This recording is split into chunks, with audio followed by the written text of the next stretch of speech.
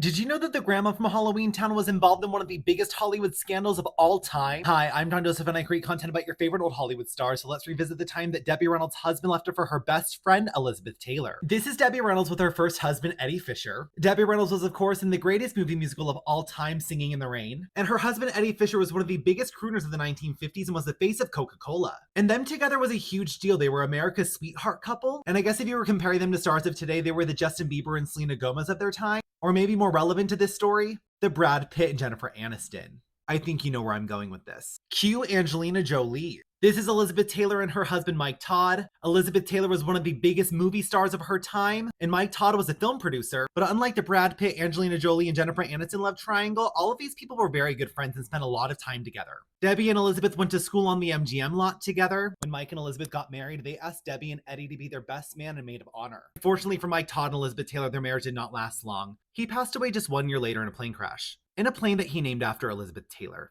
Very creepy, I know. Anyways, when Eddie and Debbie found out about the plane crash, they immediately rushed to be with Elizabeth. And Debbie said that when she arrived to Elizabeth's house, she had just been informed by the doctor of Mike's passing. She was absolutely hysterical. So Debbie, being the amazing friend that she was, brought Elizabeth's daughter back to her house to be with her two children. One of them being the iconic Carrie Fisher, but we'll get back to that in parts 2 and 3. Debbie had Eddie stay behind with Elizabeth to comfort her. And how did he comfort her? By rushing to her side and slowly working his way to her front.